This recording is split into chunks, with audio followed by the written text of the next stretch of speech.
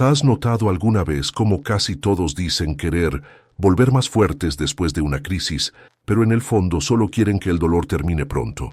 La gente habla de resiliencia, de superar retos, de fortaleza mental, pero cuando la presión aumenta de verdad, el verdadero deseo no es crecer, es sobrevivir, es escapar, es no sentir nada más. Y quizás ahí radica precisamente el mayor error que hemos repetido durante siglos: creer que la fuerza proviene de la comodidad, cuando en realidad proviene de la fricción. Hoy en día, cualquier crisis se considera un defecto, una desviación, una señal de que algo salió terriblemente mal.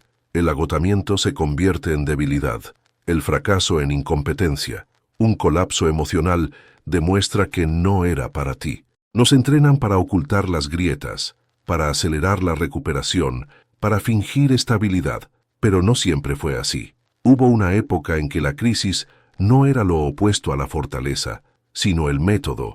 En el antiguo Japón, nadie confiaba en una espada recién forjada.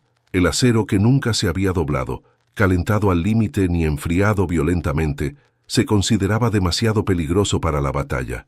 Hermoso por fuera, quizás, brillante, simétrico, pero frágil. Un solo impacto real bastaba para romperla. Para los samuráis esto no era solo un problema técnico, era una metáfora viviente del carácter, la preparación y el destino. El hierro en bruto, tal como proviene de la tierra, es inútil para nada grandioso. Necesita ser sometido al fuego, necesita ser martillado mientras aún es vulnerable, necesita ser doblado repetidamente, incluso cuando parece haber resistido demasiado. Cada curvatura crea tensión interna, cada choque térmico genera microfisuras. Y es precisamente ahí donde nace algo contradictorio. Cuanto más sobrevive el acero al proceso, más fiable se vuelve. Lo que casi nadie te dice es que al acero no le gusta que lo refinen. Todo el proceso es una agresión controlada. Demasiado calor destruye, demasiado frío rompe. Los golpes de martillo fuera de ritmo deforman. El maestro herrero necesita sentir el material, respetar el tiempo, observar las reacciones. No es fuerza bruta, es atención, es paciencia. Es saber que interrumpir demasiado pronto crea fragilidad, pero insistir más allá del punto crea ruina. Los samuráis comprendían algo que hemos olvidado. La crisis no es una prueba moral, es un entorno formativo, un campo donde las virtudes que no aparecen en tiempos fáciles se ven obligadas a emerger. El coraje, el autocontrol, la humildad, la precisión, ninguna de estas surge en la comodidad. Estas cualidades solo aparecen cuando algo importante está en juego. Por eso tanta gente hoy en día se siente vacía incluso cuando todo está bien. Nunca se han doblegado del todo. Nunca se han visto obligados a bajar el ritmo, a reevaluar su identidad, a reconstruirse desde dentro. Han aprendido a evitar el dolor, no a metabolizarlo. Han aprendido a resistir la incomodidad, no a transformarla en estructura. El problema no es la caída. El problema es intentar salir de la caída lo más rápido posible sin comprender qué está intentando moldear. Al igual que el acero, los seres humanos también pueden endurecerse demasiado y volverse inflexibles, o permanecer demasiado blandos y nunca resistir el impacto. La fuerza no es rigidez. La fuerza es la rara combinación de resistencia y adaptación. Quizás la pregunta correcta no sea cómo evitar las crisis, sino qué se está forjando exactamente en mí ahora mismo. Porque en el antiguo Japón, una espada no se admiraba por su brillantez, sino por la historia invisible que guardaba. Cada doblez, cada marca, cada silenciosa supervivencia ante el fuego. Y los samuráis lo sabían. En la batalla, no es el acero hermoso el que gana, es el acero que se ha roto casi hasta el límite, y sin embargo permanece intacto. Cuando escuchamos historias sobre samuráis, la imaginación moderna suele evocar hazañas heroicas, batallas épicas y una disciplina casi sobrehumana. Pero esta imagen es engañosa. Nos lleva a creer que la fuerza provenía de una motivación constante, un espíritu inquebrantable y un coraje inquebrantable. La realidad era mucho menos glamurosa y mucho más práctica. Los samuráis no dependían de explosiones de valentía. Se basaban en procesos silenciosos, repetitivos y a menudo tediosos. Hay una promesa implícita en casi todo discurso moderno de superación personal. Si lo deseas lo suficiente, si te esfuerzas más, Si eres más disciplinado, el cambio ocurre rápidamente. En el antiguo Japón, esta idea se habría considerado infantil. Nadie esperaba que el acero se transformara en una espada en pocos días. Nadie creía que un guerrero se volvería confiable simplemente por desear ser fuerte. El deseo no sustentaba una espada. La prisa arruinaba el material. La verdadera promesa era diferente, casi incómoda de escuchar. El proceso sería lento, parecería demasiado pequeño para importar y precisamente por eso funcionaría.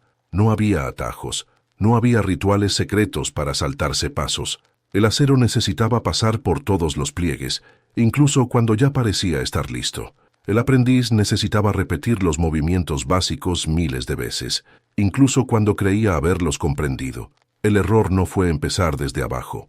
El error fue intentar adelantarse al fuego. Para un samurái la pregunta nunca fue ¿cómo fortalecerse rápidamente? La pregunta era ¿cómo no quebrarse cuando sea necesario? Esta diferencia lo cambia todo, porque la fuerza, en este contexto, no se exhibe, es reservada, solo aparece cuando llega el impacto.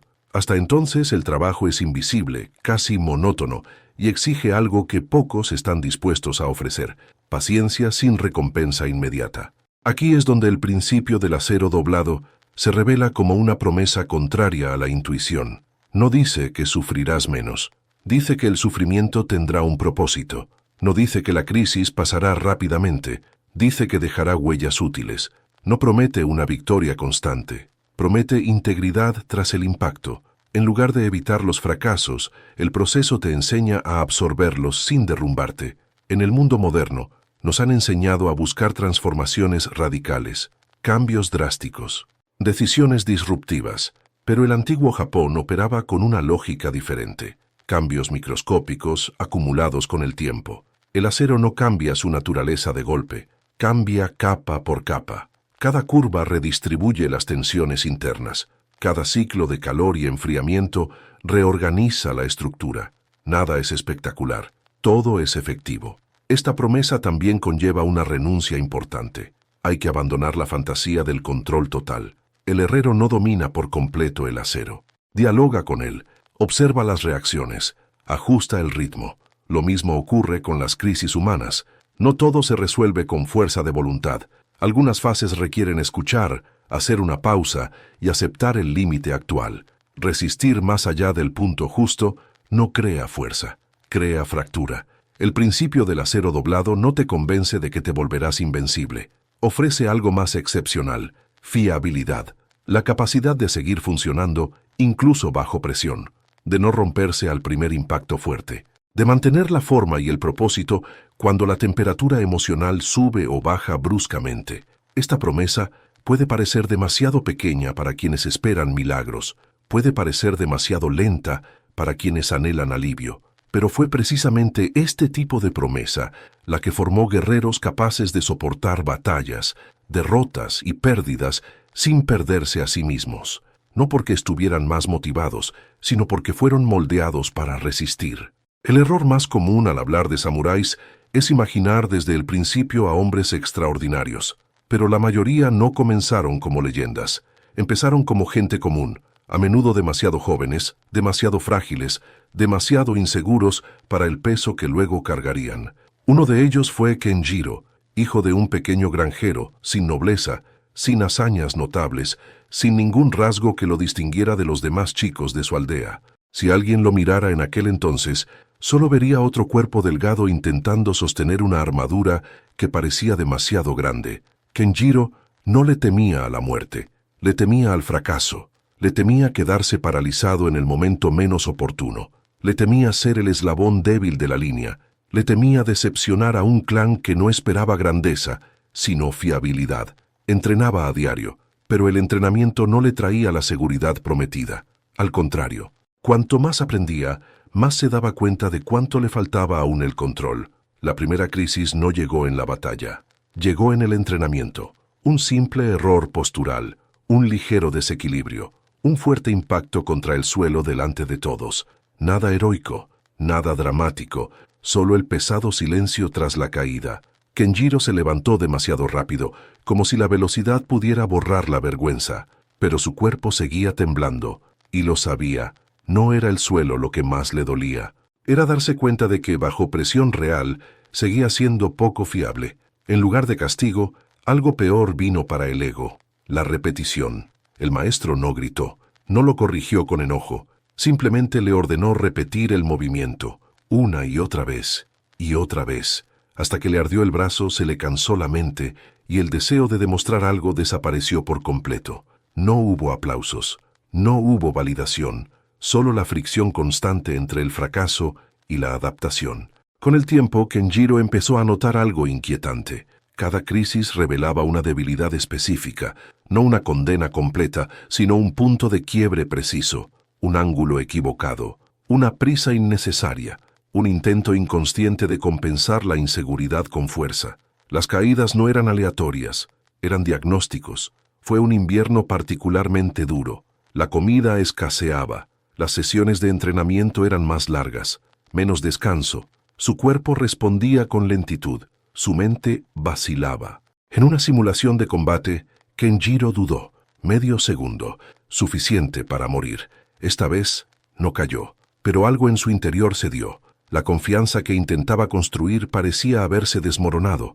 Esa noche, sentado solo, consideró rendirse, no por cobardía, sino por agotamiento. La sensación no era de incapacidad, sino de desgaste continuo, como el metal que empieza a deformarse tras demasiado calor. Ahí era precisamente donde muchos se perdían, confundiendo el cansancio con un límite definitivo.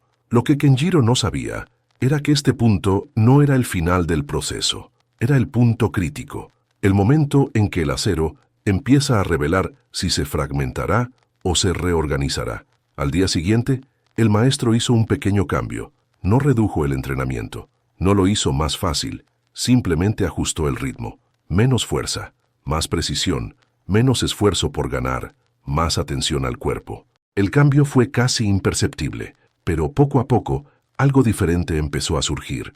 Se acabó la confianza inflada, ni la valentía teatral.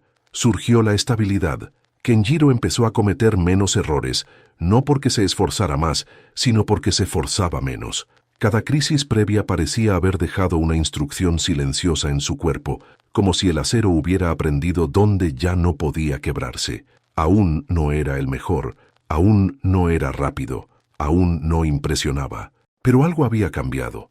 Bajo presión, no se desmoronaba, no entraba en pánico, no sobrecompensaba, se mantenía completo, y en el mundo de los samuráis, eso valía más que el talento. El maestro que acompañaba a Kenjiro no se parecía en nada al arquetipo de autoridad que había imaginado encontrar. No había largos discursos, ni correcciones agresivas, ni intentos de imponer respeto mediante el miedo. Su nombre rara vez se mencionaba. Siempre estaba presente, pero casi nunca en el centro. Observaba más de lo que hablaba, y cuando hablaba, elegía sus palabras como quien elige sus golpes, pocas, precisas, imposibles de ignorar. Fue este maestro quien, una mañana, sacó a Kenjiro del campo de entrenamiento, no para descansar, no para hablar, solo para observar el trabajo del herrero del pueblo. El fuego, el martillo, el acero incandescente doblándose una y otra vez. Kenjiro no entendía la razón, no parecía tener nada que ver con el combate. El maestro no se explicó de inmediato. Simplemente señaló el metal calentándose hasta casi deformarse. Luego, el violento impacto con el agua fría. Vapor, ruido, una clara agresión. Luego, el martillazo, repetido, rítmico, sin prisa, sin piedad, y sin embargo, sin ira. Tras un largo silencio, el maestro dijo algo simple: una espada no nace fuerte, aprende a no romperse. No hubo metáfora elaborada, no hubo lección explícita, solo esa frase, lanzada al aire como una semilla incómoda. Kenjiro se dio cuenta entonces de que, hasta ese momento, había malinterpretado sus crisis. Pensaba que cada fracaso era una señal de incompetencia, una indicación de que tal vez no estaba hecho para ello. El maestro vio lo contrario, vio información, vio puntos de ajuste, vio exactamente dónde aún faltaba doblar el acero. El papel del mentor nunca fue proteger al aprendiz del fuego, era evitar que huyera demasiado pronto. Era asegurar que el proceso no se volviera destructivo, pero también que el miedo no lo interrumpiera. El maestro no ofrecía soluciones prefabricadas, ofrecía contexto, no decía cómo vencer, mostraba cómo mantenerse íntegro. En una de las sesiones de entrenamiento más difíciles, cuando Kenjiro cometía repetidamente el mismo error, el maestro lo interrumpió, no para corregir la técnica, sino para preguntarle, ¿intentas demostrar algo o aprender algo? La pregunta resonó mucho después de terminar el entrenamiento, porque en ese momento Kenjiro comprendió que gran parte del sufrimiento provenía de intentar proteger el ego, no el cuerpo. El mentor no habló directamente de la identidad, pero todo lo que hizo apuntaba a ella. No formó héroes, formó personas capaces de actuar bajo presión sin perderse a sí mismas. No reforzó la idea de ser fuerte, reforzó la idea de ser estable. Y hay una profunda diferencia entre ambas. La fuerza puede ser explosiva, la estabilidad es silenciosa, la fuerza impresiona, la estabilidad perdura. El maestro sabía que, en la batalla, nadie tendría tiempo para acceder al coraje emocional. El cuerpo necesitaría responder por sí solo, basándose en patrones profundamente arraigados, y estos patrones solo emergían cuando el aprendizaje se repetía en un estado de incomodidad controlada.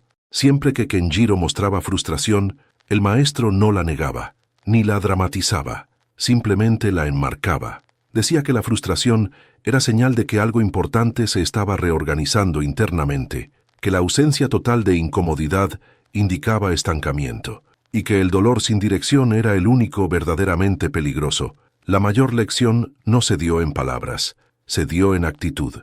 El maestro nunca buscó admiración, nunca se puso por encima del proceso. Él mismo siguió los mismos principios, aceptó los errores, ajustó el ritmo, respetó los límites.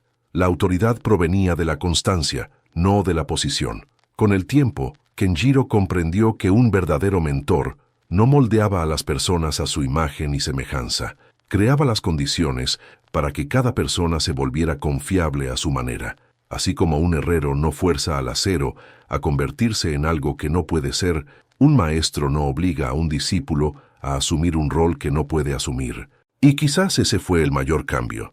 Kenjiro dejó de intentar convertirse en un ideal abstracto de samurái y empezó a convertirse en alguien capaz de soportar la presión sin desmoronarse. No porque alguien le diera fuerza, sino porque alguien le enseñó a confiar en el proceso del fuego. Después de ese periodo, algo cambió en el ritmo de entrenamiento de Kenjiro, no externamente. Cualquiera que observara desde lejos vería los mismos movimientos, los mismos horarios, el mismo campo de tierra. Pero internamente, el proceso había cambiado. El maestro ya no exigía un progreso visible, exigía una constancia microscópica, ajustes tan pequeños que casi parecían irrelevantes. El primer consejo fue desconcertante por su simplicidad: reducir la fuerza. Kenjiro pasó semanas entrenando golpes con menos potencia de la que creía necesaria. Su ego se resistía, lo sentía como un retroceso. En lugar de sentir progreso, sentía limitación. Pero poco a poco, notó algo extraño. Cuanto menos fuerza usaba, más control adquiría. Su cuerpo empezó a aprender mecanismos más eficientes. Cada entrenamiento se centró en un solo detalle, un detalle a la vez, un ángulo de muñeca, un desplazamiento mínimo del pie, respiración sincronizada. No se esperaba mejorarlo todo, solo no repetir el mismo error del día anterior. Este cambio casi imperceptible redujo la frustración. El objetivo dejó de ser ganar el entrenamiento y se convirtió en perseverar. Los micropliegues comenzaron a acumularse, un día sin perder el equilibrio, otro sin tensar los hombros, otro manteniendo la mirada fija bajo un ataque simulado. Ninguna de estas victorias merecía celebración, y precisamente por eso funcionaban. No alimentaban la vanidad, alimentaban la estructura. Kenjiro seguía cometiendo errores, seguía cansándose, seguía teniendo días malos. La diferencia era que estos días no borraban los anteriores. Antes, un solo fracaso parecía borrar semanas de esfuerzo.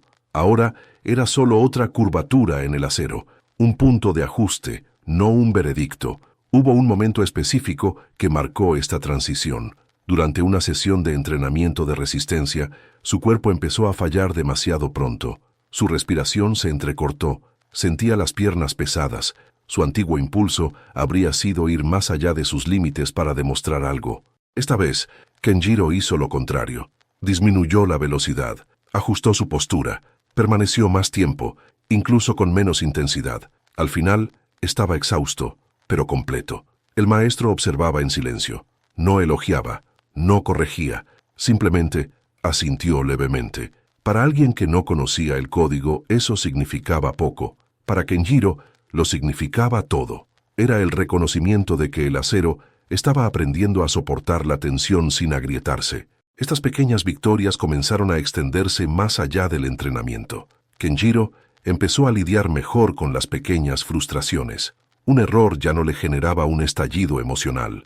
Un mal día ya no se convertía en una historia de fracaso. Su mente empezó a funcionar con la misma lógica que su cuerpo, un ajuste continuo sin dramatismo.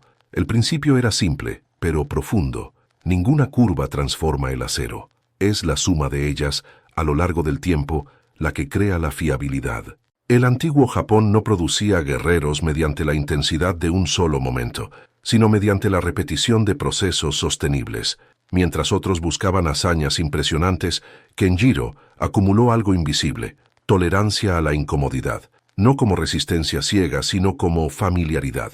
La incomodidad dejó de ser una señal de peligro para convertirse en una señal de progreso. Con el tiempo, lo que requería esfuerzo consciente empezó a volverse automático. Postura, respiración, tiempo de reacción, no porque dominara el proceso, sino porque el cuerpo empezó a reconocerlo como la norma. El acero ya no necesitaba ser doblado con tanta fuerza, ya tenía la forma interna, y fue en este punto que comenzó la verdadera transformación.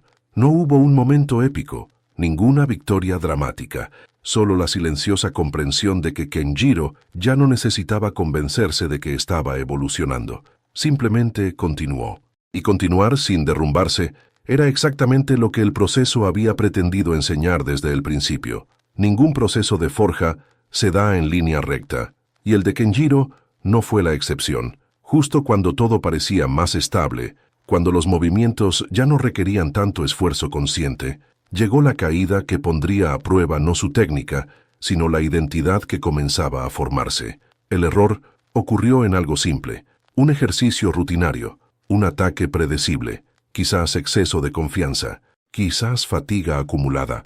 El hecho es que Kenjiro reaccionó demasiado tarde. El golpe fingido lo golpeó con la fuerza suficiente para tirarlo al suelo. El impacto no fue grave, pero el silencio a su alrededor era ensordecedor. No era la primera vez que caía, pero esta vez el dolor fue diferente. La mente corría más rápido que el cuerpo. Viejos pensamientos regresaban por reflejo. Te relajaste, retrocediste. Todo esto era demasiado frágil. La tentación de interpretar ese fracaso como una prueba definitiva era casi irresistible. Después de todo, tras tanto esfuerzo, volver a caer parecía una traición al proceso mismo. Kenjiro no se levantó de inmediato, no por el dolor físico, sino por la confusión. ¿Qué significaba esa caída ahora? Antes caer confirmaba la debilidad. Después de todo lo que había aprendido, el significado ya no estaba tan claro. Permaneció allí unos segundos más de lo necesario, observando el suelo, sintiendo cómo su respiración se reorganizaba. El maestro se acercó, no para ayudar, no para reprender, solo para quedarse allí. Cuando Kenjiro finalmente se levantó, esperaba algún tipo de corrección. El maestro simplemente dijo: «No te caíste, tropezaste». La frase parecía demasiado pequeña para la gravedad del momento, pero eso fue precisamente lo que la hizo devastadora. Los tropiezos no borran el camino, no invalidan la dirección, solo interrumpen el paso. La diferencia entre caer y tropezar no reside en el impacto, sino en el significado que se le atribuye. En el antiguo Japón existía una profunda comprensión de que la imperfección no era una falla moral, era una característica inevitable de todo lo que vive y se transforma. Así como el acero lleva las marcas de su proceso, el guerrero lleva las señales del desgaste. La pregunta nunca fue ¿cometiste un error?, sino ¿el error alteró tu estructura o simplemente reveló dónde ajustarla? Kenjiro se dio cuenta entonces de que su mayor tentación en ese momento no era abandonar el entrenamiento, sino renunciar a sí mismo. Era regresar a su antigua identidad, alguien que necesitaba triunfar para sentirse valioso. La verdadera prueba no era técnica, era psicológica. En los días siguientes, el maestro no modificó el entrenamiento, No lo suavizó, no castigó, simplemente mantuvo el ritmo. Esta continuidad fue la reestructuración definitiva. La caída no requirió dramatismo, requirió integración, un pliegue más, una información más incorporada al cuerpo. Lo más sorprendente fue darme cuenta de que tras ese tropiezo, algo se solidificó aún más. La reacción al error fue más rápida. La mente no se fragmentó, no hubo una espiral emocional. La confianza ya no provenía de la ilusión de control, sino de la certeza de que ni siquiera el error destruyó la estructura. Esta es una lección que muchos nunca aprenden. No es la ausencia de caídas lo que fortalece, sino la capacidad de no convertir cada tropiezo en algo que te defina. El acero no se considera defectuoso por mostrar marcas, solo se vuelve inútil cuando se rompe por completo. Kenjiro continuó entrenando, no con menos cuidado, sino con menos miedo, y eso lo cambió todo. El miedo a equivocarse consume energía, aceptar los reveses la restaura. La crisis dejó de ser un enemigo y se convirtió en parte del método. Allí, sin ceremonias, sin discursos, se cumplió el principio del acero doblado. No es el impacto lo que define el final del proceso, sino la capacidad de permanecer maleable después. La transformación de Kenjiro no ocurrió el día que ganó una pelea ni al recibir reconocimiento público. El verdadero cambio fue más discreto, y por esa misma razón más profundo. Ocurrió cuando dejó de verse como alguien que intentaba ser fuerte y empezó a actuar como alguien confiable bajo presión. Ya no necesitaba demostrar su valía, solo había continuidad. Su cuerpo ya no reaccionaba con excesiva rigidez, su mente ya no se adelantaba al momento. Cuando surgía la tensión, Kenjiro no luchaba contra ella, se adaptaba a ella. El acero se había doblado lo suficiente como para mantener su forma sin perder flexibilidad. No era invulnerable, era funcional, y eso, para un samurái, era lo que realmente importaba. Con el tiempo, otros empezaron a notarlo, no por su espectacular desempeño, sino por su serena previsibilidad. En situaciones difíciles, Kenjiro no destacaba. Se mantenía firme. Donde otros flaqueaban, él se mantenía. Donde surgía el caos, no hacía ruido. La ausencia de colapso se había convertido en su sello distintivo. Este cambio trascendió el campo de entrenamiento. En la vida cotidiana, Kenjiro comenzó a aplicar el mismo principio. Los problemas ya no exigían reacciones extremas. Los conflictos no exigían huida ni confrontación inmediata. Había espacio para una respuesta, y ese espacio marcaba la diferencia. En el antiguo Japón, el honor de un samurái residía no solo en sus hazañas, sino también en el impacto indirecto de su presencia. Familias enteras se unían en torno a guerreros de confianza. Los niños crecían observando cómo los adultos lidiaban con la presión.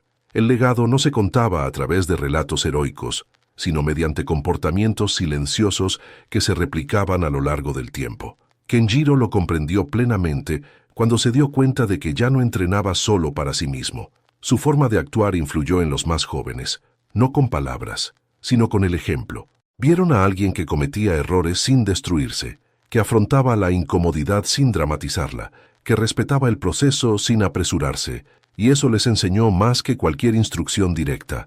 El principio del acero doblado nunca se trató de sufrir por sufrir. Se trataba de permitir que la crisis cumpliera su propósito sin convertirse en su identidad. El fuego no definía al acero. Lo que lo definía era lo que quedaba después. En el mundo moderno, nos enseñan a evitar las crisis, a mitigar los fracasos y a acelerar la recuperación. Pero el antiguo Japón nos deja un mensaje incómodo pero necesario. Lo que intentas evitar puede ser precisamente lo que refina tu estructura interna. La pregunta clave nunca fue ¿cuánto aguantas? Siempre fue ¿en qué te conviertes después? Porque al final, la vida no nos exige ser espectaculares, exige ser confiables, que no nos derrumbemos ante el primer impacto serio, que logremos seguir adelante, incluso con cicatrices, incluso imperfectos. Así como el acero doblado deja cicatrices invisibles que lo hacen merecedor de la batalla, también los seres humanos pueden aprender a ver sus crisis no como defectos de carácter, sino como etapas formativas, no como una señal de incompetencia, sino como una invitación a la reorganización. Y quizás ese sea el mayor legado del samurái, comprender que no es necesario salir ileso del fuego, solo es necesario emerger funcional. El resto, fuerza, honor, estabilidad, es una consecuencia natural de quienes han aprendido a perseverar. Gracias por ver el video hasta el final. No olvides darle me gusta y dejar tu comentario. Suscríbete al canal para seguir viendo contenido como este. Y ahora, una pregunta sencilla pero contundente. ¿Qué crisis en tu vida podría estar intentando no quebrarte, sino moldearte? A veces, la respuesta lo cambia todo. Gracias por su tiempo, atención y presencia. Hasta el próximo video.